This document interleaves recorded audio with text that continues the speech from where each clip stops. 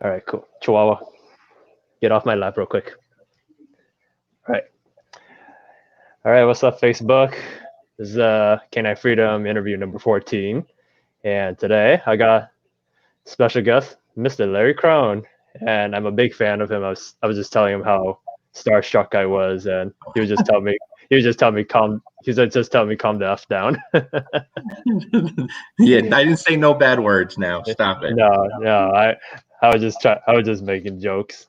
Oh man, but no, I met Larry I think at the last conference in Colorado, and I was just you're such a cool guy, man, and I was very excited when you said you'd be down to doing an interview with me, and I appreciate it. Well, I appreciate you asking me, buddy. I do. Awesome. Yeah, so like Larry, why don't you just give a brief description of yourself, like where you're at, what's your business, and what you kind of specialize in or what you do. I specialize in nothing. I just train dogs, and Okay. I'm just north of Nashville, Tennessee, in Bowling Green, Kentucky, and I own Packmasters Dog Training. You know, Right on. nothing special here. Just your everyday average dog trainer. Right on. That's honestly like the most humbling like description of themselves I've heard from everybody. I'm like, right on, man. Right on.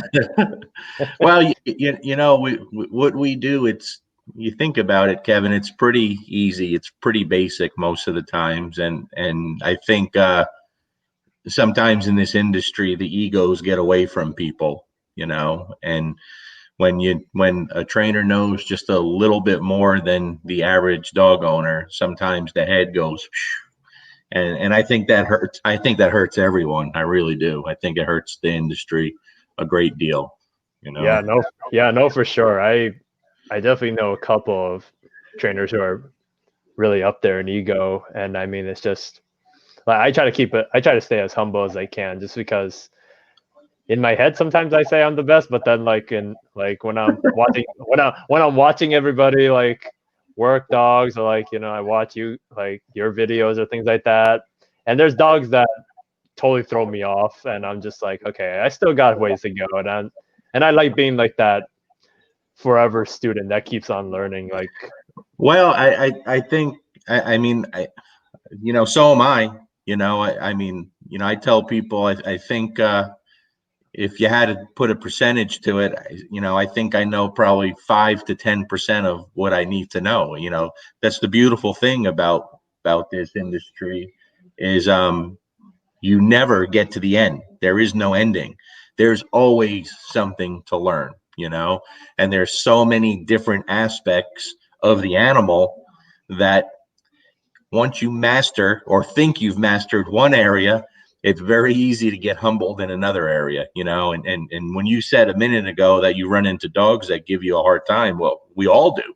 There's always going to be those dogs, because they don't play by the rules, and there is no handbook, and every single dog and situation is different. And you were talking about just training the Great Pyrenees. I'm working with 3 of them right now that are humbling the shit out of me, like big time, like really. But you can't just take the ones that make you look good, no, you have to, you have to be honest about it. And here's what it is. And the only thing we could do is try to make that dog in front of you the best version of itself. That's it. And that's always going to look different. yeah, no, for sure, man. I mean, that I even like clients from like before, like even like after I work with them, there's like I can pick up something new. I learned something, and I almost just want to go. I just want to just text back client like in a few days, just like, hey, can I borrow your dog? Can I work them? I want to try this. I want to try this new trick and see if this makes your situation work. Kevin, I do the same thing. There's sometimes if I'm struggling with a particular dog, I'll be laying in bed at night thinking about it, Mm-hmm. and my wheels are turning. And then sometimes something goes off, like I'm going to try something with this dog. And, first thing in the morning, I'm texting the owners. You got to call me when you get up, and sometimes it turns out really well. And sometimes you got to just keep looking for what actually gets inside of that dog's head that you're dealing with, That's all it Yeah, is. yeah, no, I mean totally, man. It's just like they're just some dogs that just stump me, and then I've got to I like figure it out either whether I'm messaging other trainers just like getting some ideas, or I gotta I gotta wipe off the creative cap of my brain and just brainstorm something. But just I mean there I mean, yeah, that's why, even on my day off, I'm still watching like dog training videos. I like have the system where I'm watching dog training videos in the morning, then like I'm watching them like for bed. I'm not even watching like Netflix or anything at this No, point. I get it. I get it. Listen, I still do the same, and I've been doing that for years. It's almost always something dog related going on. you Yeah, know I mean, constantly. And now there's so much to get into between podcasts and YouTube and audio books. I mean, there's always, sometimes I just have to turn it off and say I need a mental break, that the head is full, it's about to fry. I know. Yeah, no, it's like I'm like listening to podcasts in the car. I'm like watching all these things because I have so many like online things, which I just need to slow down, just process things at a time, just because a brain can only take so much information and Sure. apply it. And no Mhm. books, I still gotta. I'm not as read savvy, but it's like I'm trying to read your book like several times to get it in my head and watch your videos at the same time, just because e-collar I do feel like I want to learn, get the hang of. I still feel like I'm not as e-collar savvy yet. It's just because but Focus on the dog, not the yeah, e-collar. Okay, right, the e-collar becomes very easy, and it is easy. It's very simple and very basic. yeah, But if if you have any questions as far as how the dog's mind goes and how the dog learns, then it becomes more and people overthink it, you know, yeah, and there's so much overthinking in dog training. The e-collar stuff couldn't be any more basic. It's mostly it's negative reinforcement paired with positive reinforcement in a way that makes sense to the dog, hmm, and I keep it so incredibly basic. There's a reason why I wrote that book the way I did. So hmm, people that don't train dogs would stop hurting their dogs, stop frying their dogs, yeah, you know? And I could tell you, I would have pulled it off off Amazon 2 years ago, 3 years ago, if I didn't get the feedback from the people that I do. And there's been tens of thousands of messages that have completely changed the way people see the tool. And it's helped them with their dog because I made it so anybody could have success with it. There's nothing complicated or fancy about it. You know what I mean? But right, again, that is just a tool.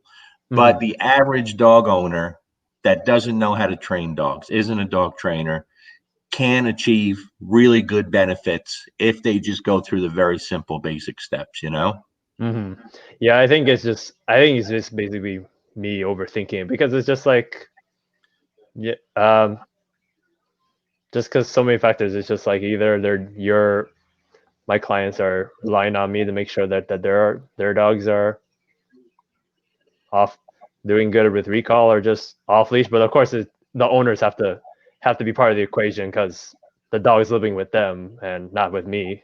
But it's just like I get I had my trial and errors, and I have my Malinois to help me figure that out.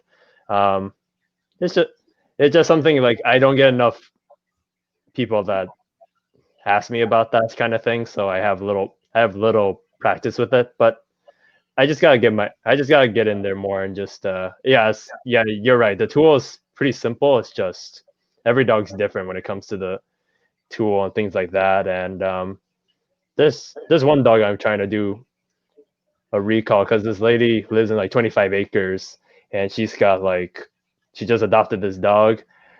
It was like this young flat coat retriever shepherd mix, and she had the dog for like 10 days, and she broke her leg, and she's boarding this dog at the boarding place I'm helping out for like 6 weeks. But this dog is just like super super easy going, but he still acts like he's an intact male. He's just barking everything, and he's just and she's barely had a relationship at all. So I'm like trying to build a relationship with him, and then just trying to work on just teach this just work on e-collar. But he has such long hair.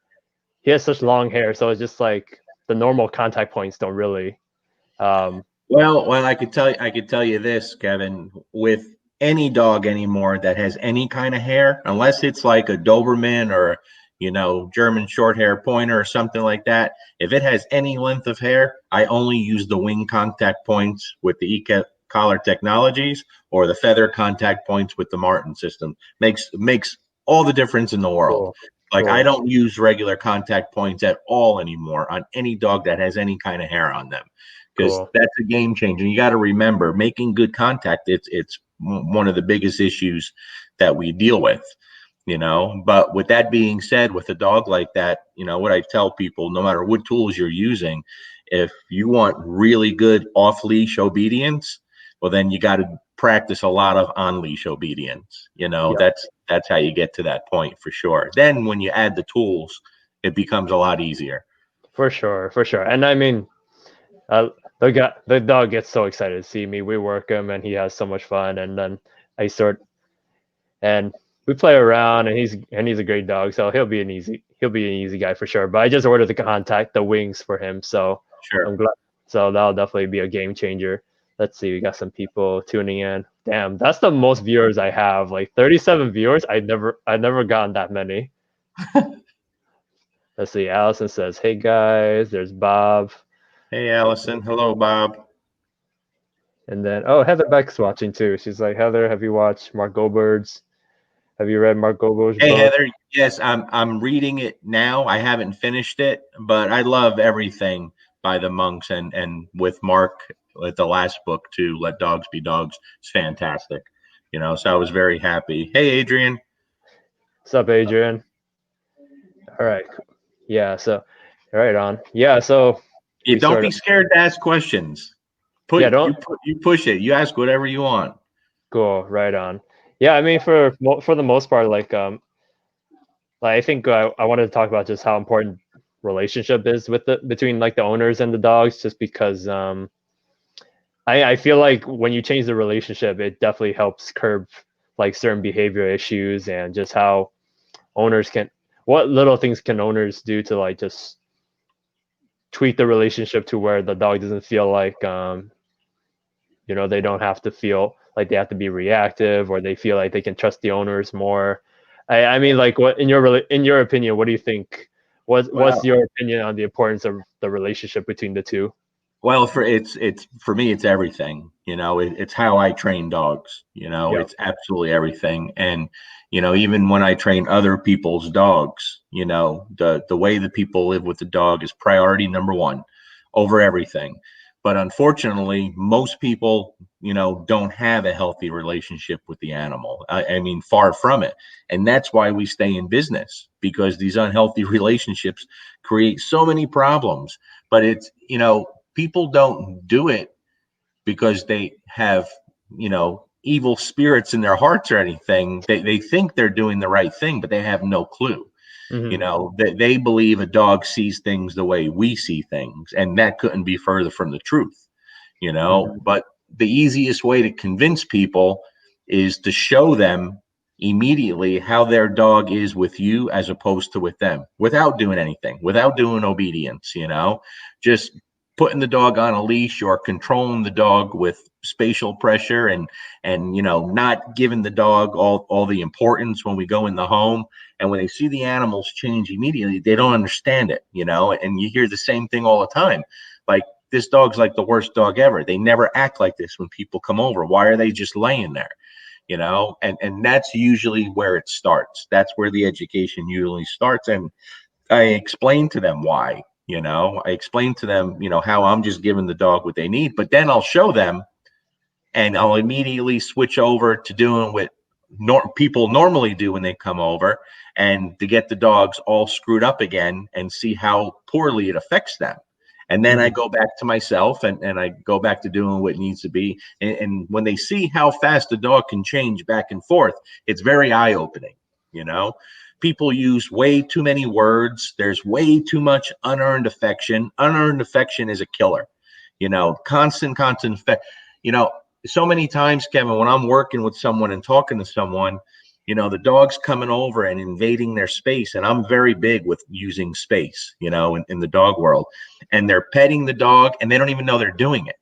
Mm-hmm. The dog is demanding so many things in their life, and they're always getting what they're trying to achieve to dogs. And then when they go out away from the home, forget it. They're used to getting what they want. And when they're on a leash and they see something they want and they can't have it, creates a lot of problems, and I keep it real simple with people, but in a nutshell, I tell them, if your dog is an asshole at home, he's going to be a much bigger asshole away from home. That you don't stand a chance. Yep. So we have to fix those things inside the home first. I have two Belgian Malinois and a Golden Doodle, and Luca, my older Mal, he's an extreme dog. He's very driven. Mango isn't to his extreme, but they're in my house. They're normal dogs. They sleep in my room on the floor, and they lay with us in the living room. They don't act like they do when you see them in videos, but we start teaching what we want the day we bring the puppy home. Most people provide way too much freedom for their puppies and dogs too early. And so Yep. when you provide too much freedom right from the start, you spend all your time fixing unwanted behaviors instead of creating the behavior that you want. And if people would just focus on that stuff, holy crap, we would lose a lot of business because not as many people would need us. You know what I mean? Yeah, no, I mean for sure. I mean just how you said, like when I go to clients' house and then I have they bring me in because their dog is barking at people or their dog is reactive on leash, and then whether I come in and I just be cool as a cucumber, or when I have the dog on the leash and then I just simple pull up on the leash or something and the dog doesn't react, they come up with all the jokes. They're like, "This is not my dog," or "Did you switch my dog when we were looking?" And I just said, "No, that's just how it's how I'm reacting to the situation." It's just also I just establishing that we mean business, or just like we're not gonna give in to the dog like just right away, because like how you said, everyone just wants to give the dogs everything for free, just all the extra affection, and everything you say is on point, just because I've seen it. I've seen all of that going on. I'm working with like 6 puppies, all because of COVID, and then they're just. I have complaints about them just zooming, just running all over the place, or grabbing stuff from the counter and just running around with it, or just jumping on jumping on their foot and just mouthing the crap out of them. So it's just how you said. It's just amazing. It's amazing what the little things you can do to like just control that. Because like all my dogs, I tell them all the time, like they can sleep in my bed, they can hang out.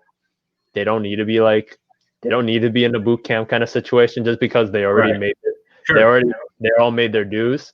And my Malinois, I got her from like she's my first Malinois, and this is like after I graduated from that Bergen University of Canine Studies, and she came with dog reactivity. She came from Malaysia actually, and it was because my mom's best friend's brother had a breeding pair, and then they had an accident litter, and she came from that accident litter. But my mom texted me a picture, just said, "It's like, oh, look at this puppy." I'm like, I looked around and said, "Could I have one?" And then next thing you know, she's my mom's saying, "Hey, do you want two?" I was like, "No, I don't want siblings." And then the guy's like saying, "I'll send you the smartest one out of the litter." And I'm like, "What does that mean?" He's like, "Oh, the one that climbs over the X pen." And I'm like, "Oh, lovely." Right. Right. And she was just dog reactive for like she was dog reactive when she was with my parents for like 1 year in New Jersey. Then when I brought her here to California, it was just crazy. It was a struggle for me. But at 2.5 years old, she started to mellow out, and she made her dues, and she helps me out with clients' dogs, and she's my demo, and we play like how I did it, how like with Tug and stuff, and she's good. I don't need to do it. I don't have to do any more hardcore things. There's a couple of Cool. quirks. There's a couple of quirks that she has, but what dog doesn't have quirks? Sure. But yeah, I mean, just like I I mean, for most clients, it's just like they give the dogs too much freedom, and then it's just like they just get away with too many things. So like, um, Larry, with like when people get dogs right away, or like puppies in general, like I know like one of the things you said in your videos is like just let them have a leash on, just let them be with you, and then if not, maybe just if left unattended, maybe in the crate. But like, what are some other things that you would suggest if someone has a dog that's all over the place and doesn't know the rules right away, like Yeah, it's just strictly management. It's not rocket science. It's so basic and so easy. If you can't have your eyes on the dog's on a leash or it's crated. yeah. And that freedom is given out as the dog can handle it, Hmm. little at a time. I've talked about this forever, but with my own dogs, and I learned this from the first trainer I ever worked with. He had the best behaved dogs I had ever seen. And he gave me one bit of advice that I always stuck to and I always share it. My dogs sleep in their crate at night when we go to bed until they're 1 year old, no matter how well trained they are. It doesn't matter how well trained they are. They sleep in their crate until they're 1 year old. They're not left loose in the house when we're not home unattended until they're 2 years old. Hmm. Okay. So, we could leave, like with my last dogs, especially, when it was Luca and Bruno and stuff, my little guy would eat like a Pop Tart or something in the morning for breakfast and leave half of it on the arm of the couch. And we go leave for the day, go to school, work. You come home, it's still there. The dogs never knocked the garbage can over, never did anything because they never got into those habits when they were young. It just wasn't something they thought about. You know what I Sure. mean? It was normal for them not to touch anything. They'd sleep all day, even the highly driven dogs. There's only a couple of rooms they're not allowed to go in the house, and that's in the kids' rooms upstairs where there's carpet. We just Hmm. keep them out so they don't get hair in there and stuff. We don't keep the doors closed. We don't put baby gates up. We never have. But when they're young and they start going in there and we move them out and we use spatial pressure and we let them know you don't cross this boundary, they learn instantly, and then they'll lay down and they'll put their paws right where the boundary is. And if it's a little too far in, hey, move back, get going. And they learn where that boundary is. Hmm. But when you have a puppy, they're sponges. You can teach them anything. Yep. They learn boundaries. They learn what to do. They learn what not to do very, very fast. But people want to wait and see what happens and they enjoy them and they do, all the coddling and all the cuddling and all the baby stuff. But what people have to realize is they're not raising a puppy, they're raising a dog. Okay. And so if you don't like, if you like what that puppy's doing now, you got to ask yourself, are you going to like when he's doing it at 50 pounds, 60 pounds, 100 pounds, when he's full grown? You just can't allow those things. Yep. And people are scared to correct puppies. You have to correct puppies. It's the best time to correct puppies. You correct them when they're young, show them what they can't do. Then they don't grow up to be idiots. Then you have with our dogs, they're not robots. They're not perfect, but Right. they're very self-sufficient. We could take them anywhere. We could take them anywhere off leash with no tools, no e-collars, no nothing. They have no interest in going away from us. We Right. are part of their family. That relationship is so strong that there's nothing outside that they find more interesting than being within our family group. That social pack drive is extremely strong with our dogs. But listen, when I keep a client's dog at my house for a month, the client's dog gets like that too. They look to me like that's my dog. They live here. Those dogs believe it's part of our home. These dogs that come here from my clients, they're not down in the dump sad because they're missing their home. It's not even close. They have a good time and they're very comfortable because we give them what they need when they're here. And that's constant structure while they're here learning. You know what I Hmm. mean? And I'm an affectionate guy. I give a lot of affection to my dogs, to all dogs, my clients' dogs, but I do it in a way that it's soothing and beneficial to the dog. You Sure. know, If I need to bring a dog up because it's just a bump on a log, and then I may act like an idiot a little bit and have a good time and rough the dog up, you know what I mean? But I use a lot of quiet, calm touch. Every dog that's here gets up on the plastic crate top in the yard and gets a rub down in the morning, gets a massage. And at first, a lot of them don't like it. They don't Mhm. want you touching them like that, After a few days, they're running out there and jumping up on there waiting for you. And it becomes a very strong bonding thing. And you'll see them, the head goes down, they tuck it into you, and they love that closeness and that experience of that touch. It's really important. But it's all those little things that create the dog at the end. So when Mhm. people see a client's dog, not my own, and they're like you're using e-collars, you're doing this, you're doing bite work, and these dogs are so happy. Like, why? Well, my answer is always, why wouldn't they be? They're having their time of their life when they don't have to worry about anything. I provide everything for them, Mhm. absolutely everything, in a way that is beneficial for both of us. Does that make sense? Yeah, no, for sure. I mean, yeah, there's so many people that just feel bad about like, oh, does he have to be on leash all the time in the house, or does he always have to be in the crate? I'm just like, well, and I'm just like, it's like, well, do you want him stealing butter off your kitchen counter? Do you want him to like chew your furniture while you're not watching him? It's just like, I think Mark Goldberg was like, there was this quote he said, and I try to mention it to my clients for like all the time, and just like when you first get the dog for like the first year or 2 years, just be the parent, just be the parent that gives structure, and then just go through everything that you want them to know, but you gotta tell them what you don't want at the same time. And then like after they get it, then you could be the grandparents. Then that's when you could be like the generous Sure. grandparents and just like Yeah. reward them. Like I tell my clients, your dogs don't pay you rent. Like make them work. They don't pay you. They don't pay rent for the house, so make them work for their food, whether I make them scatter the kibble out in the backyard to go hunt for the food or do some obedience with the food. Or even just like I tell clients too, like you can still give your dog like a lot of affection. You can still baby them, but do it like after they earned it. Maybe after they had a good structured walk with you, or they had some good training sessions with you. Like make them work for it before you actually um, give it to them. Because like with you, Larry, you make it very structured. You bring them to their home, and you're doing everything right, and then like you make the affection meaningful too. I feel like versus just hand it Sure. out. Versus Yeah. like just, versus just like handing it out all the time, and then the dog is just like, I'm not in the mood, and just like nah, I'm good, kind of thing. I feel like affection could be used like more, like not all the time with it Yeah, with well, we most people spend too much time accommodating the dog, and it should yeah. be the opposite. The dog has to accommodate you, And when you have a dog that maybe isn't so crazy about you or isn't that into you, well, then you got to play hard to get a little bit.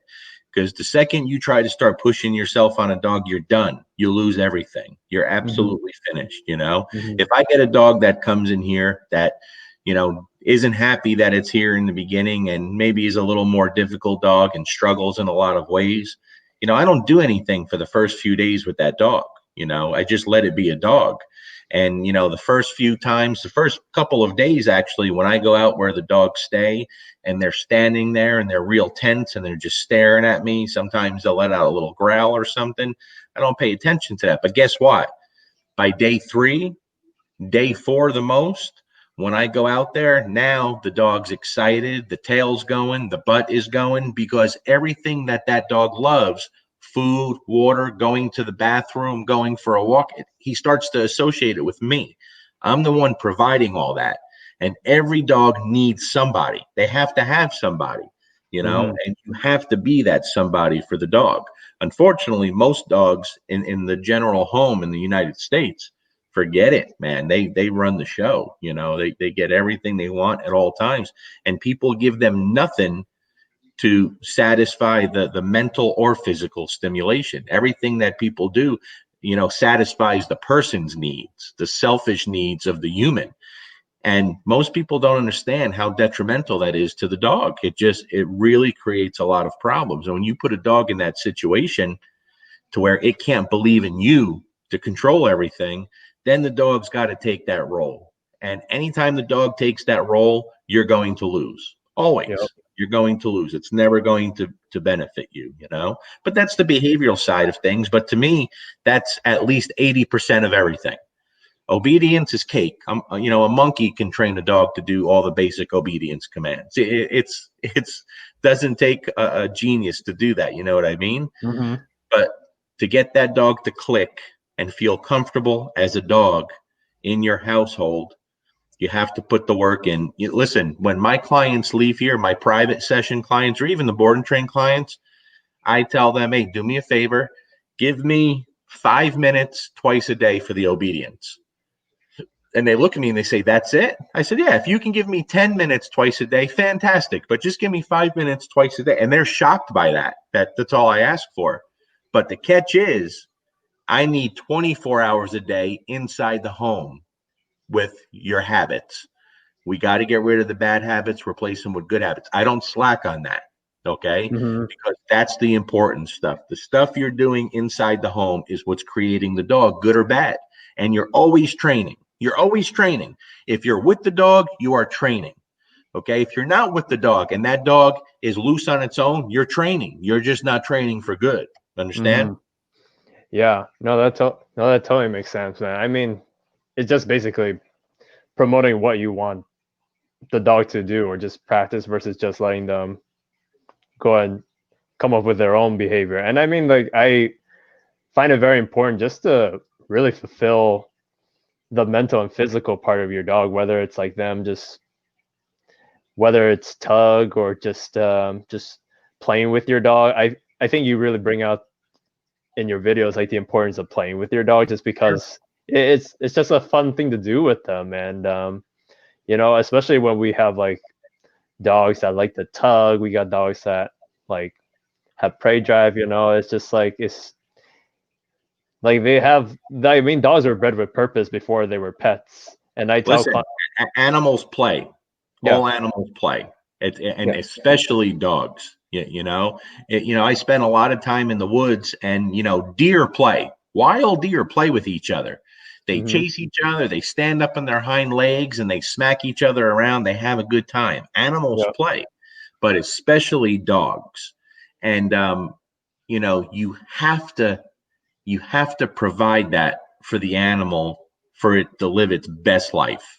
And a lot of these people out here today, and a lot of very popular trainers, these dogs have no life. They're just Mhm. they're just squashed into mashed potatoes. They're confined to a place board for hours at a time. They have no freedom. They wake up every day with nothing to look forward to, and their whole training system is based on pressure and suppression, all the time, constantly. I rarely correct dogs when they're here. If I have to, I will. I'm not a purely positive trainer, but the dogs are here to learn. And when you're Sure. teaching a dog something, if you're teaching a dog to walk nice on a leash, or you're teaching a dog to go to a place, you're teaching a dog any of the basics, I want the dog to make the mistakes. I want the dog to fail. I'm never going to punish that. Okay. The second you do that, now you're making that dog scared of making the mistakes, and you're just crushing the dog's spirit. It's Hmm. my job to shape the behavior, not the personality. I'm supposed to bring out the best of the dog that I can.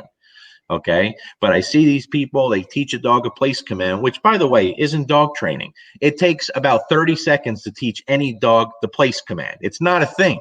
It's not, Hmm. it's really easy. And the dog gets off, and they're either getting nailed with a prong collar or they're getting nailed with an e-collar. It's not dog training.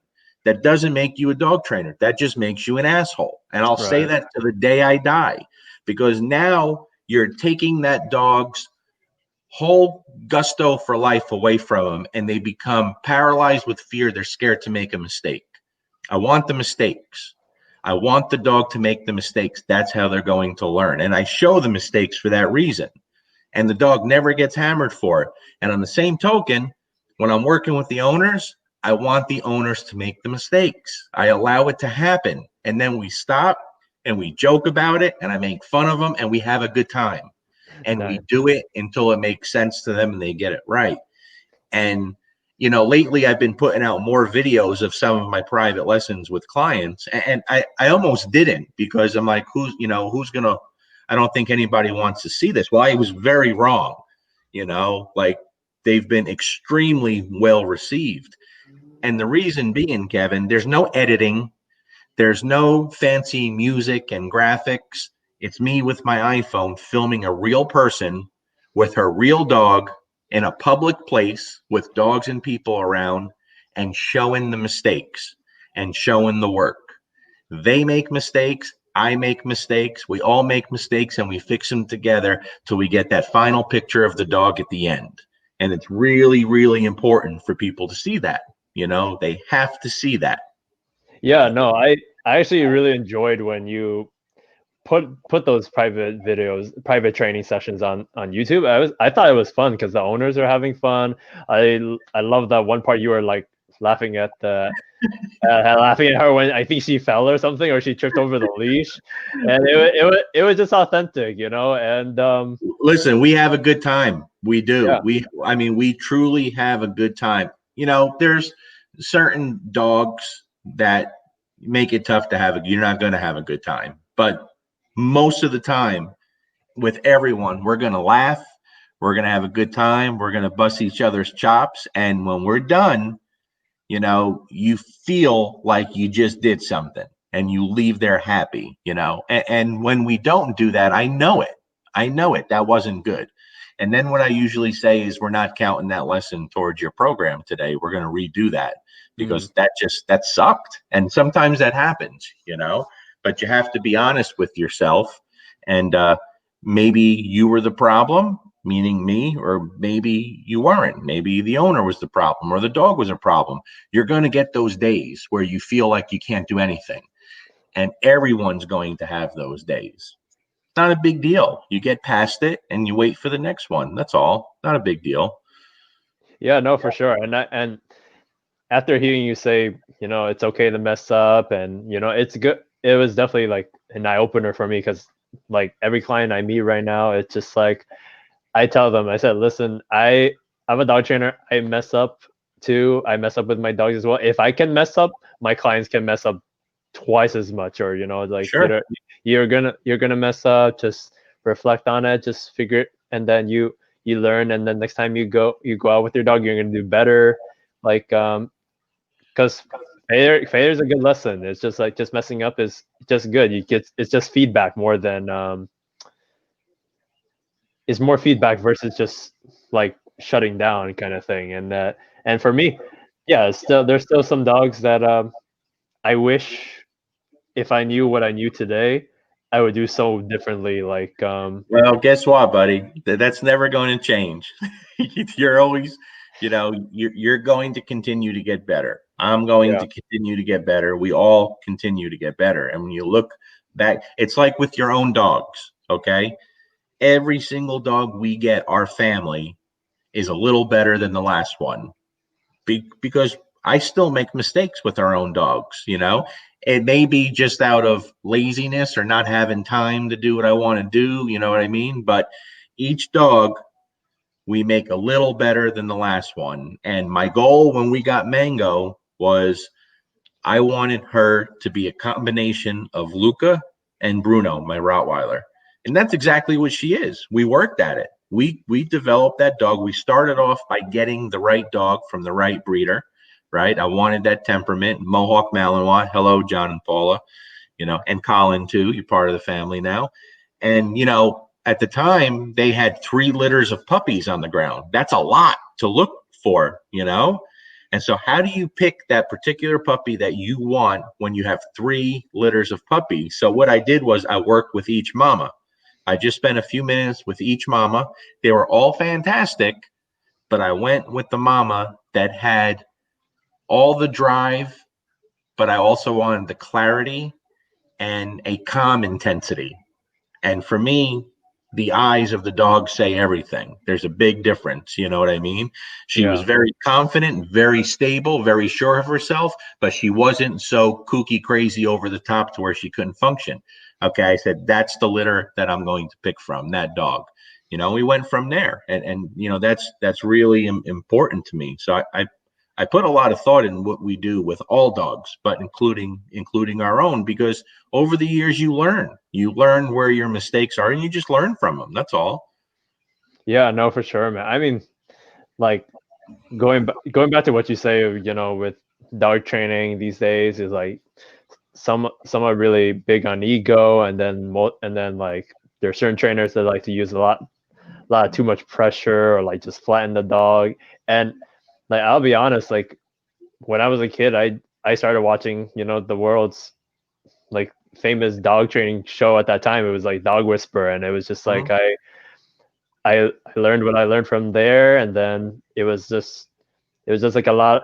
It was just like dogs that were like, when I look back, most of them look a little flat that I worked with, and it was just like learning what I'm learning now. I'm just like with prior when I was doing boarding trains and like going back to there, as it's just like, if only I could may have if only I would have made them less flattened. I wish I could have done what I've would have learned today, because like when I was doing boarding chains like 2 years ago, but then I was in this situation where I was in a house and I was watching more dogs, more dogs, boarding dogs, and I was just like overloaded with all that, and then I just had a bad experience because I was sending dogs home and I didn't feel like I was bringing out the best out of them. Just like how, how you want to strive to just bring the best out of that dog. Like when I was taking dogs and doing boarding trains,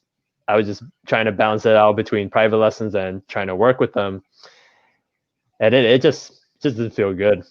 And then Well, like, time's really important, and the longer I do this, and the more I know and learn, the longer I keep the dogs. You know, I keep every dog at least a month for board and train.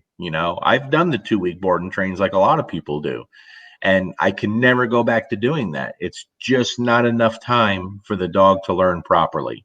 yeah, To do it right, it takes a lot of time. It does.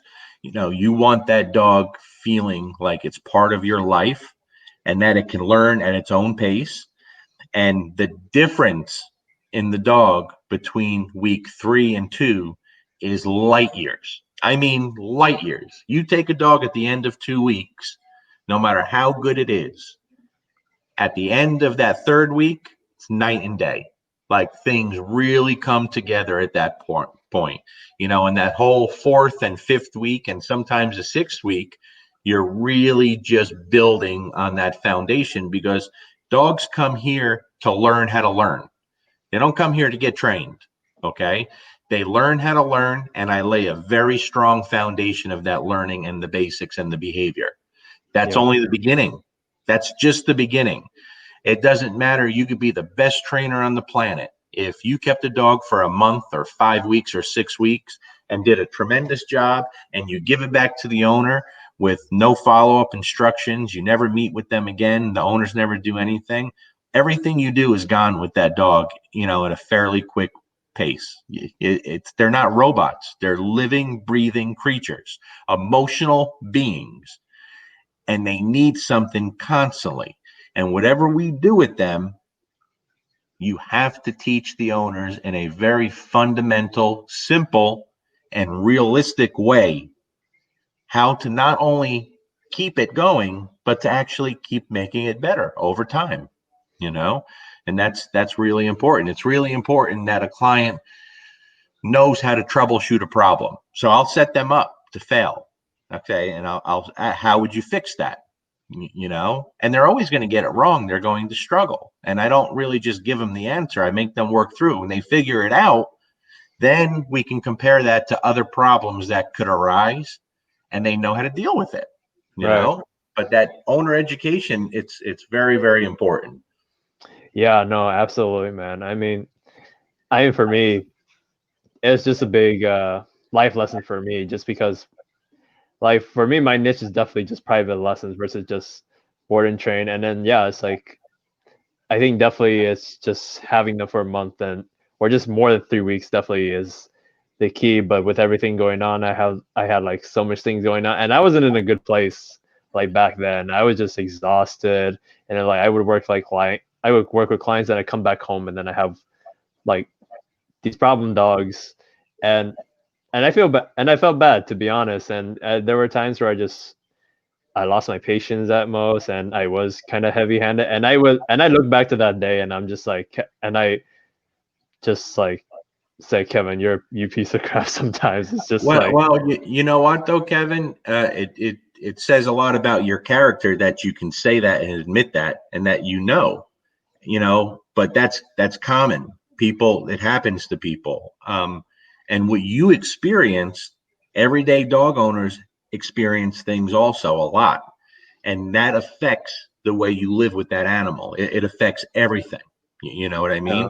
I have, I have clients and I have friends and dog training peers, other dog trainers, too many that I want to think of, that have children that are, suffering with cancer right now. Kids. And when I look at people bickering on the internet about who's right and who's wrong with dog trading, I just laugh, because there's people out there with real problems, real problems. Okay, that's real shit. We're not curing cancer. We're dog right, trainers. We help people. We change their lives for sure in a way, but we're not curing cancer. And when I see some of my buddies who have to wake up and go train dogs every day with a child that's suffering with a life-threatening illness, I don't know how they do it. I yeah, really don't know how they do it, because I know, during this whole COVID thing, business hasn't changed for me. I've stayed busy, but I've gotten really unhealthy, eating too much, drinking too much, and you feel like shit.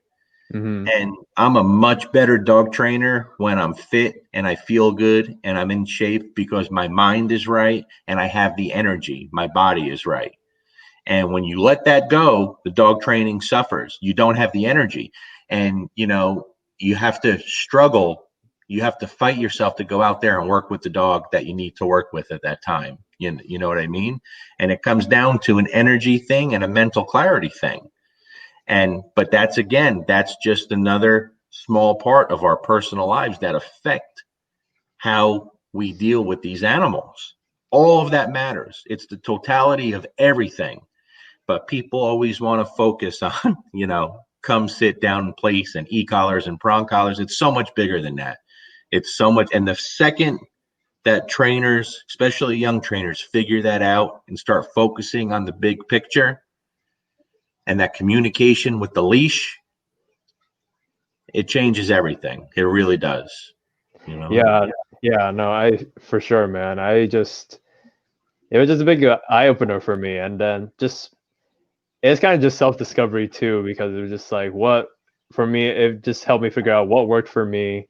Um, what can I do that could be better, and then like I'll still sometimes I'll have flashbacks of like the dogs that I had in my house, and I'm just like, oh my god, like yeah, I was like, yep, I remember that dog. It's like, if only I could do better. But it just helped me shape up to who I am today. And I was that guy that was just eating fast food and just like come back home late, and I was just tired. And it was like my mind can only react to certain things when it's when it's exhausted, right? Because I would have all the patience for my clients, but as soon as I get home, all the dogs would not get my patience. I would just rush Sure. it, and like I would get mad. And like yeah, I mean for me, like I want to let people know that I used to be physical with the dogs, and it's just because I felt terrible, and then I wanted to, and people just look up to me like and all that. And I'm just like, guys, I'm nothing special. There are things I'm not proud of, and I just want to, I feel like the more I the more I let it out, the better I feel, just because it's like I feel guilty. I feel guilty in general. So it's just like but when I but now that I work and I found some part-time where I could just go away, get away from dogs, and just avoid burnout. And I eat healthier. I have more fun with my dogs, and I feel so much better now. And I just do private lessons, and I know I put certain hours where I'm just like, I'm not working. I feel so much better. Just made me feel just uh just shaped up to where I want my life to be, to the point where I'm not exhausted from work, but I can still have fun. I still enjoy dog training. Well, that and I think that's key. People ask me, how come you haven't, opened a facility and hired a bunch of trainers? Think about how much money you can make. I have no interest. I have no interest at all because I still want to love training I still want to love training dogs. I don't want to get fried by having to, pay a $8,000-9,000 mortgage on a facility, worry about hiring employees that I know aren't going to be as committed as I am to the animal. I can't do it. It's never going to happen. Now, when I start feeling that burnout come on, and I'm there, believe me, I'm right there. It's been a very busy year. I could just stop. I could just take a month off. No dogs coming in this month, Right. and I'm in a very fortunate place where I can do that. As to where if I couldn't, I can't imagine that would suck. That would this industry does completely burn you out, if you don't give yourself some kind of an outlet. You have to be able to do other things besides just train. You need some time. You have to have it, you have to, but a lot of people get caught up 7 days a week, 365 days a year, and they have to bring in the money, or they don't want to say no to people, and that could lead to a very short career. No, that was me. I was just like I try to get money in to keep up with rent, and then just like I didn't have any hobbies, and I just kept grinding, and then to the point where I was just completely exhausted. But now it's like I make enough where I can pay rent, and then now it's like I've got hobbies. Like I'm a big nerd, so I like to play trading cards. I compete with like Yu-Gi-Oh and whatnot, and then I started doing fish tanks, like aquascaping kind of thing, and just watching fish, just looking at fish tanks just totally relaxed me, and it's just super fun. And of course, um, I'm trying to get my Malamon Nova to do some GRC with J Jack soon, and just finding some space where, like, I try to compare myself to, like, how Superman, like how he's Ken Clark and he just pulls out his tuxedo and he's like Superman. Like I started just want to keep myself as Clark, just like I just want to be the regular guy for a bit. I don't want to be. Well, the best way to do that is with the fish tank thing. You're near San Francisco. Smoke a little weed before you watch your fish. Then you could be whoever you want. Oh my god, I didn't think about that. Funny enough, there was like one fish store that I went to, and then like this guy was helping him out get fish, and he smelled heavily of weed, and I was just like, you work here, dude. I'm like, are you not distracted? And I was just like telling my roommate the other day, like the day, I was like, is this me, or do you still smell weed? I was like, it's probably from all the stuff he handed me. I was like, yep. And I bet he had the happiest fish around too. Oh man, it was so funny. I was like, he probably just watched the fish all day if he wasn't working. So, That's it. Yeah. uh, let's see. I think there was like one question or two. Let's see. Heather's Heather back. She's like, Heather, do all the dogs you work with go home on an e-collar? If not, what percentage of clients do you work with that? Yeah, they do, Heather, but it's not on. I don't force it. It's not mandatory with me. But basically, every single person that comes to me for training does go through the e-collar program. Everybody. Every now and then, I'll get someone that says they don't want to, and I'm all for it. I like it because the educating the owners on the e-collar side, it's stressful. It's a lot of work. So when I don't have to do it, but what happens then by the second or third lesson, they always say, you know what, we want to do it. We've watched a lot of videos and we see all the dogs, or we talk to other clients. So basically, when people come in, it's not mandatory. I don't push it on them, but everybody does it. I mean, everybody. So yeah, everybody goes home with one basically. And listen, I've never met a dog that doesn't benefit from it. You know, I've never met a dog that doesn't benefit from it. You know, it's a small part of my program. You know, we do a lot of things here, and that's a very small part of the program. But in my opinion, I've never met a dog that doesn't benefit for it, at least the way I do it, and many others out there like me do it too. You know, Cool. Cool. Heather says thank you for that. you're very welcome, young lady. Let's see. I got my best friend. She's Carrie. She's like always try to be creative, make training more fun for my clients, to actually get them to do their homework. If I'm burnt out, I find myself struggling and get caught in the monotonous grind. We transfer to the client, try to schedule. Yep.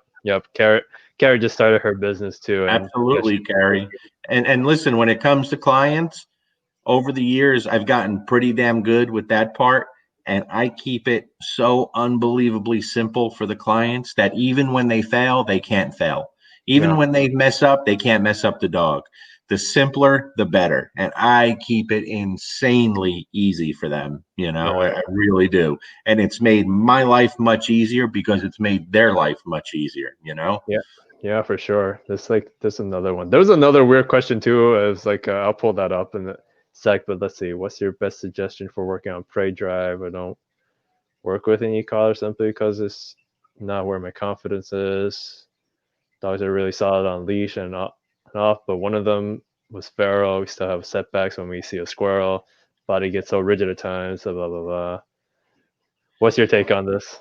That's tough, Aaron, because all dogs are different, you know. I'm working and really a lot of people are going to tell you to put an e-collar on that dog, and I don't do that. Okay, not that I wouldn't put an e-collar on the dog, but that dog's going to go through a really solid training program before I put him in that situation. So what I mean by that, if you come to me as a private client or a board and train, it doesn't matter, and you tell me when my dog sees squirrels, like he struggles, well, we're not going to train around any squirrels for a while. We're going to teach that dog how to learn. We're going to build a super solid foundation, you know, on leash, all the basics. That dog's going to understand everything. Okay.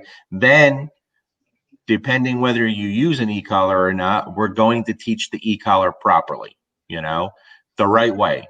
Again, long before the dog's ever introduced to any squirrels. Okay.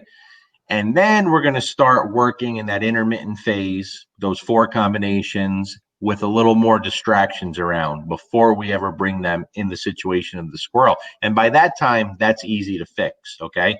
If you don't go to an e-collar, then the dog's not going to be off leash where there are squirrels. I'll give you an example. I just posted a video of a private client the other day, Jacqueline and Luna in the park. They did really good, you know, great feedback. The part I didn't film or the part I didn't put in the video was that dog struggles with squirrels bad, like really bad. And so at one point in that training, we had the dog on the long line and we just let her go and we go up to by all the trees where all the squirrels are and we practice recalls, you know, with the squirrels. I let the dog get fired up and go after the squirrels and then practice calling the dog back. But we've put in the work already. You know, we've put in a lot of work with the dog. It wasn't the first time. And at one point, I did correct the dog for kind of blowing us off and taking her time to come back. But we have been training now, well over a month with private lessons. I think we've done 4 private lessons so far, maybe 5, you know. And the dog was ready to be pushed and put in that situation and did really well every time except one. We let her go very far into it and then tested the dog there. And I did correct the dog for just kind of blowing us off from the beginning, you know, but we put in a ton of work beforehand, you know, to do that. That's it. Gotcha. You have to prepare the dog for that what if moment. And that's that what if moment, you know? For sure, for sure. Let me see. I'm just trying to scroll. What other question? Oh, this is a weird one. Larry, how do you teach a dog to shit in the house? What, is this a joke or is this? Yeah, that's my buddy Nick. He's a douche. Oh, okay. I was like, is this guy serious or is like, oh man. I Oh, had a feeling it was going to be something like that. Thanks, Nick. the other one he had was like my dog starts sniffing his butt when when I say let's go train, any advice? I was like, what? I was hoping he wasn't going to say, how do you stop a dog from humping your leg? Because I'd have to cut it off at that part. Oh man, that was super. I was so curious. I was like, wait, maybe Larry knows this guy. I was like, I had no idea who this guy was. Yeah, I know Nick. Uh-huh. Okay, so there's like two questions I sort of had. Well, maybe three. I Sure. hope. Um, so like after you meet with the so let's say after you meet with the client or like you're doing private lessons with the client, do you have kind of like a format or kind of schedule that you suggest your clients to do? Like I know how you promote like even just doing a couple of 5-minute sessions with them or 5 or 10 minute lessons with Uh-huh. the things, but like let's say when they're not training with their dog, what do you suggest they do with their dog, like when they're not training or going for like a structured walk? Are they like on the leashes with them, or are they in their crates resting, or like It depends. I mean, it literally depends on that specific team, the Mhm. handler, and they're all different. So when someone shows up here for their first lesson, I have no idea what I'm going to do. Okay. I meet them outside. I watch them pull up. I watch them get out of the car with the dog, and then we go from there. Sometimes I'll say, okay, do this, let me see. And we start training from there. And it's never what I think we're going to do. So I provide what they need for that moment. You know what I Mhm. mean? Now, as far as what I ask them to do when we go home, the what we work on is easy, and I ask for very little. But what I do ask them is, you know, we have to eliminate the bad habits in the home and replace them with good habits. I like to see them learn how to play with their dog. I like them learning how to go on a good structured walk. Most people come here don't have a release command for their dog. I want that dog to learn the release command really, really strong. A lot of people don't have a reward marker. I want them to understand that, really basic, simple things, really basic, simple things. I want them to develop that relationship with their dog. And I want them to stop accommodating their dog constantly 24 hours a day and make the dog work for things a little bit. But again, I keep it very easy and very, very simple. And what I tell them inside the house, Kevin, is they're doing, I don't ask them for extra work inside the home. I Mhm. tell them, you're already doing something. Okay. I just need you to do something a little different. That's it. It's no extra work on their end. You understand what I'm saying? Right. That's it. Yeah, I mean, yeah, I'm just curious, just because it's just like I'm always down to just adding more info or just new tool bot or just whatever I can to just make sure my clients' dogs are. And on that, one other thing too, on that note, if their dog can't walk nice on a leash, I don't want them taking their dog for a walk. It makes no sense to take the dog for a walk if he's pulling you down the street. Yep. Then you're just rewarding the dog for bad behavior. Let's teach the dog that. Let's fix that at home in front of your house without leaving, going away. Okay.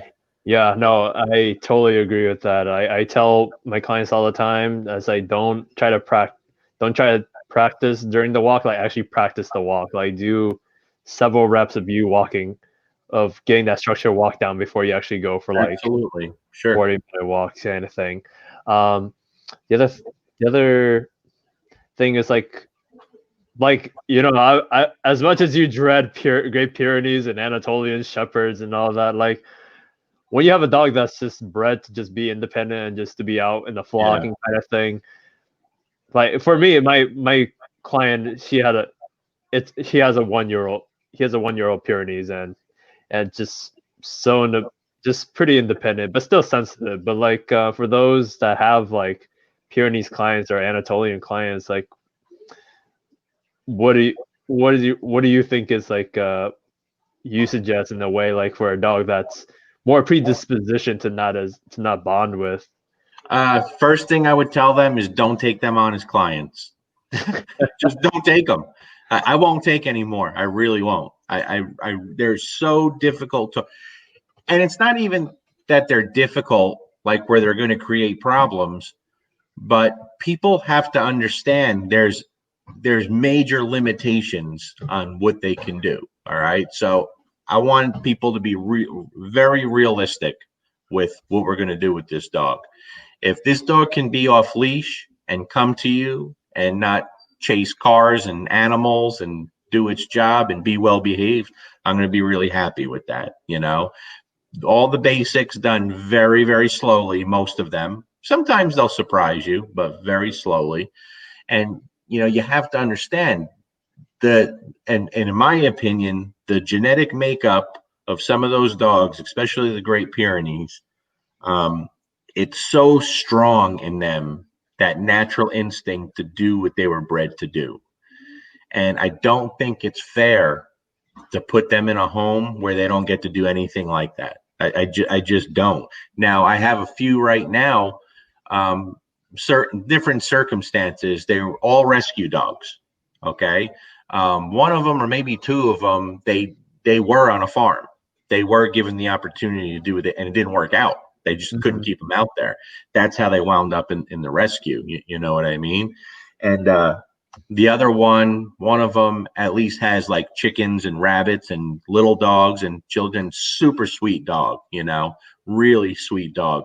And she has seemed to take to watching over the chickens and the little dogs. And, the obedience is extremely slow, but you just have to do what you can with that dog in front of you. They're not very forgiving, and being forceful and using punishment on those dogs, man, they don't let you forget it, and they don't forget. And so you have to be very patient. I'm very soft with them. I use a lot of touch, a lot of praise, because most of them, a lot of the ones I've worked with have no interest in food, like nothing. I mean, absolutely nothing. I've had a couple of clients who swore their dog was deaf, like truly believe the dog was deaf, because they could scream the dog's name and the dog doesn't flinch. I said, no, they're not deaf. They act like they're deaf, but trust me, they're not deaf. You know what I mean? Oh, man. And so you have to know what you're getting into. I won't take any more. I won't do it. I'm done with them, because it's tough, and you don't want to let people down, and you have to be honest with them. Listen, guys, there's only so much we could do with these dogs. They're meant to do something. And, most of them are going to be quiet during the day and little rambunctious at night, and may bark at night and be on alert at night, because that's what they're meant to do, Yeah, no, mine's my client got him as a rescue too, and he's just patrolling the backyard. He's barking whenever he hears Yeah. the neighbor or the other dog, and when sweet dogs, very sweet dogs, love them to death, like I really love sweet dogs. Yeah, no, I love them. Like I used to have one, but it didn't work out when I was younger, and we lived in an apartment. We had no idea what we were doing, but we found her a good home with property. But yeah, I mean, this guy was just he's just patrolling the backyard, but he has got no sheep. He does have another Pyrenees female, but that's all there is to it. But Sure.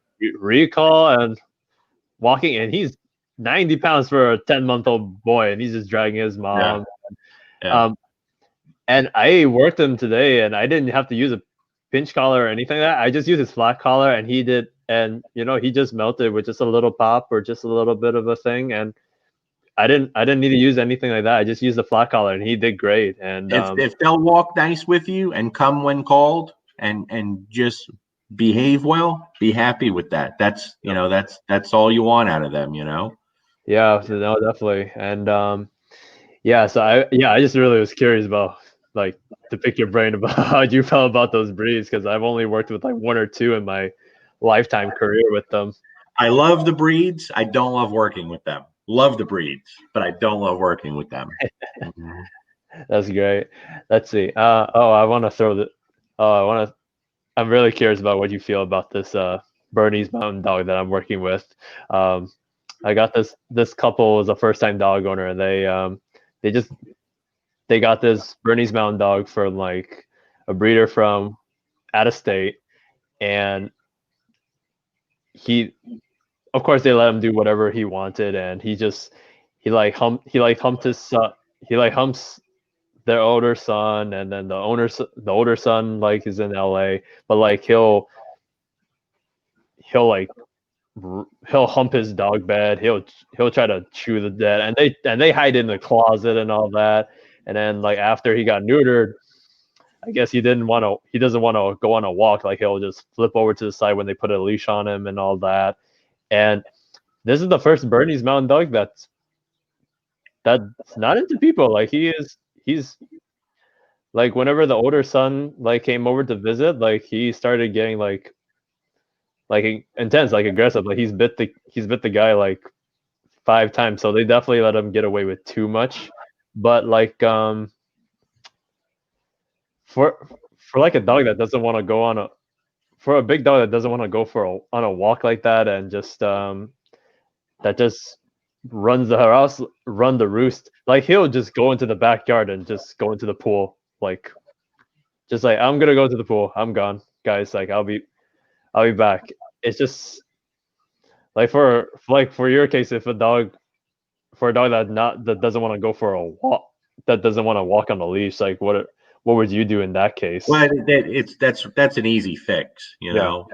They don't get to decide that. Okay. You're going to walk. That's all there is to it. They don't make that decision. But again, they also don't make the decision to go jump in the pool, and they certainly aren't going to make the decision to hump anything. Yeah. If anyone's going to do the humping, it's going to be me. Okay, you're not humping anything. That's all there is to it.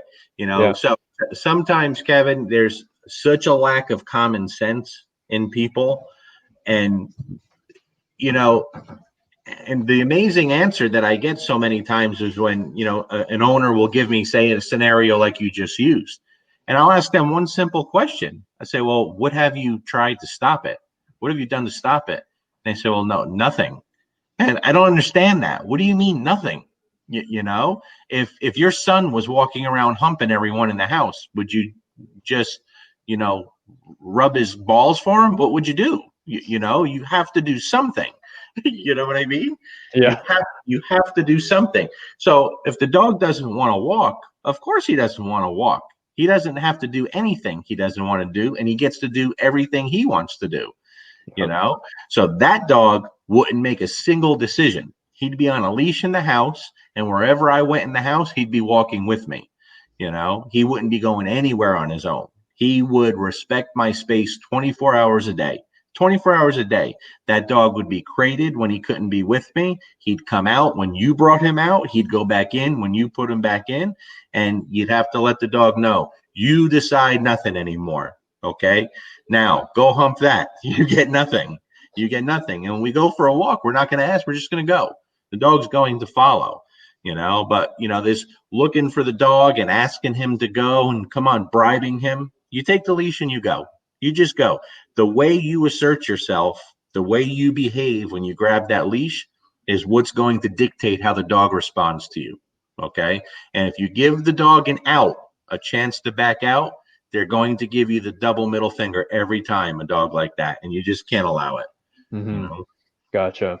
Yeah, I was just getting different feedback. I mean, yeah, the dog is definitely need a lot of structure, and I've been um they're on vacation right now, so we'll How get old is the dog?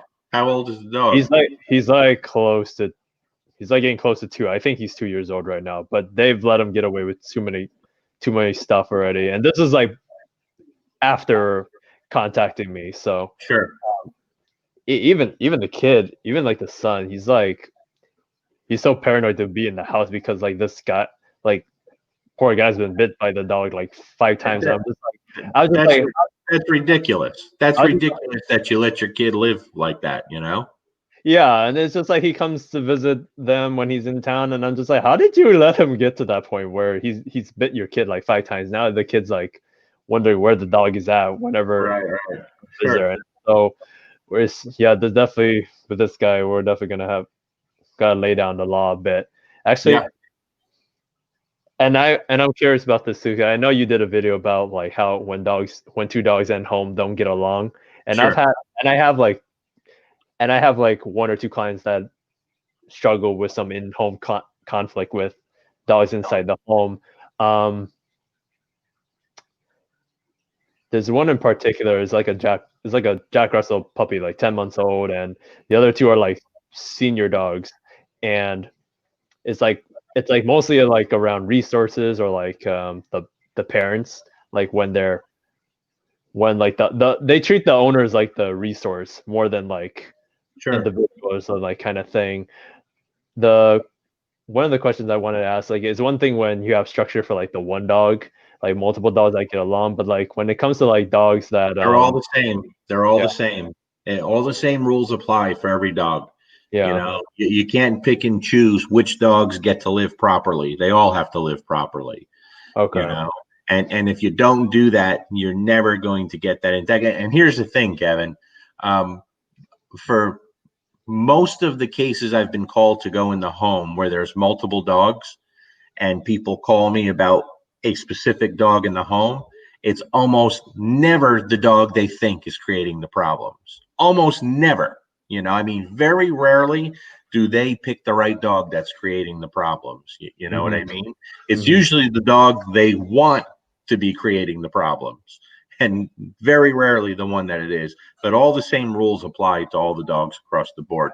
Uh, of course, common sense when it comes to freedom and stuff. If you have a young dog like the Jack Russell, it doesn't mean that the older dogs have to be confined and managed as much as the younger one. You know what I mean? Mango didn't have the same freedom that Buddy and Luca had for a long time. She hmm had to earn it. She hmm couldn't handle it. You know what I mean? And if we allowed her too much freedom too soon, then all she would do is be a pain in the ass to the other two dogs, and it's not fair to them. right, Because then if we don't step in there and deal with that, one of the other dogs are going to have to eventually. And then you have the dog fights. So we never leave it to our dogs to make those decisions. You know, we've never had a dog fight. All our dogs are intact, two males, a female. You know, we've had shepherds and Rottweilers. We have dogs in heat all the time. We've never had a dog fight in all these years out of all our dogs. And our Rottweiler and German Shepherd did not like each other. They did not like each other. They've never once got into a fight, you know, because they controlled nothing in the house. They didn't have to make those decisions. They could ignore each other and live together happily. They hmm could stay outside together with no supervision. They could eat in the same room with no supervision. And there's never a fight, you know, because everything's very clearly defined to the dog. You don't control anything. I control it. My wife controls it. The kids control it. And people used to ask me, especially back then with the big power breeds, hey, which dog is the alpha in the pack? And I said, nobody is. You can't have that. You know, if I let one of these dogs take that role, it's eventually there's going to be a bloodbath inside the house. So yeah, the dogs never had to worry about that. You know what I mean? And as a yeah, matter of fact, when we got Luca, he was a son of a bitch as a puppy. And even though our Rottweiler and Shepherd did not like each other, they became a strong team when it came to putting Luca in his place. I have a video on YouTube and on Facebook where they're in the yard playing, and Luca's just a beast. You know, he's driving them crazy, and they work together on kicking his ass. Hi, buddy. You know, so it's important. You just can't allow those things. You know that leads to big problems. yeah. No, like my client's at the point where she wants to rehome the Jack Russell, and the Jack Russell has like one health issue or two, and that's definitely a big factor. But it's just like she was like telling me it was like a little crumb, and then the senior dog like went to correct, and then the Jack Russell like went insane. And it took three people to break off that Jack Russell off the senior little dog, and I'm like guys, you didn't like when all dogs are around, you can't have any resources. You can't have like toys. Can't have like those. Can't have food around like that because and especially with the senior dogs, they don't want to deal with a young dog. They just want to chill out. They just want to just live out the rest of their lives. Well, the second those owners allowed that Jack Russell to approach, okay, they failed the older dogs. But at the same time, the second those owners didn't move those older dogs out of the way also and just take that space from all of them, they failed the dogs. Then you leave it up to the dogs to take care of it. You know what I No, mean? And yeah, you just can't do that. You know, if a piece of food on the falls on the floor here and all three dogs are around, you know, they're not going to all fight to get to it. You know, I'm going to say go, go, and they're going to move out of the way. They're going to respect the space. But that goes back to what I talked about earlier. Understanding how dogs control space is vital. It's so important. You know what I mean? If you're coming into my space and giving me your head and I start petting you, well, who's teaching who now? You just said to me, "Hey, bitch, pet me," and I do it. I lose all respect. Okay, that's a big problem. At the same time, if that dog is on leash with me and I don't release him, and that dog is going that way and sniffing and noses to the ground, again, you're still not respecting my space. I didn't release you. Your job when you're on leash until I release you is just to be with me. You be next to me until I say free dog, and now go be a dog. Those little things do wonders in the behavior. And a lot of people still don't believe in it. They don't think it's important. But I tell you what, maybe as a dog trainer, it's not as important. But for the average dog owner, it's vital. It's really important, because if they're failing with those little things, they're failing with everything and much bigger things, and you have to put that puzzle together for people to have success with their dogs in the home. For sure. Yeah. So for the most part, it's just in short, like you want to be the one that controls the space. You want to be the one that just tells the other dog to like move away versus just like letting them Sure. figure it Absolutely. out. And Yeah, you don't. it sounds like pretty much it's just like they gotta be in control of everything versus just like versus like the two dogs that are having. Yeah, and if they can't, get rid of the Jack Russell. You can't handle it. It's a lot of work. It's Yeah. a high energy dog. Yeah. And big mistake putting it with senior dogs. It just is. Mhm. Yep. And I was trying to tell them, and I kind of told them that when we first met, I was just like, "Oh boy!" And then now they waited for it to get this bad, and then now Right. they're like conflicted about it. But oh man, but that's life, man. You're gonna run into clients with sticky situations like that, and I'm just like, Yeah. Yeah. Sure. and those are the stories that I can't wait to tell people at a conference when in San Diego next year. I'm just like, I hope we're back to normal by then. for sure, man. I mean, there's so many people that I miss talking to that I was just like, oh, I was so down. But I'm happy it's in San Diego. I can actually drive there, That's and nice. Yeah. and, and I'm gonna Yeah. bring my hopefully either my Chihuahua or the Malinois just to get them used to that kind of thing. But Yeah. We need but some socialization. for real, man, that most definitely. But all right, guys, I think we covered a big topic tonight, and like anyone got any last minute questions they want to throw out before we call out, just let me know. But yeah, guys, if you guys want to reach, if you got questions or anything like that, just hit us up afterwards. We can definitely we'll definitely be happy to answer any questions. And I think just in general, just have a good relationship with your dog. Make them feel good.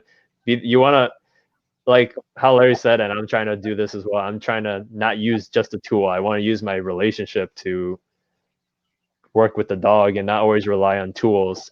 And yeah, just find some time to fulfill your dog physically and mentally, and once your dog gets the run of gets the learns the ropes, then you can ease on the That's structure right. and There give you them, go. and they can earn their keep. I kind of do it. I kind of tell clients too. It's like a promotion system where they're like intern kind of thing, and then they can slowly get promoted um, as they learn the ropes. It's that kind of Yeah. thing, because I feel like everyone promotes the dogs to CEO and lets them do whatever they want in a way. Sure. But all right, guys, I think we're gonna wrap it up here. And yeah, Larry's got a lot of awesome content on YouTube. He's got the book, and he really knows, he's awesome with what he does, and can't can't thank him for enough of what he does. Thank you, buddy. I appreciate that. I can't thank him enough for all the free content on YouTube. Like every time I subscribe to them, I have the notification bell. Whenever he uploaded it, I just watch it like right there and then. Thanks, pal. Appreciate you very much. But all right, man. All right, we're gonna call it for tonight, guys. Thanks for everyone that tuned in and commented and asked questions. Even the one that Nick that was like saying, "How do I get my dog to sit in the house?" Thanks for having me on, Kevin. I appreciate it, buddy. All right, guys. Hope everyone has a good night. All right, peace.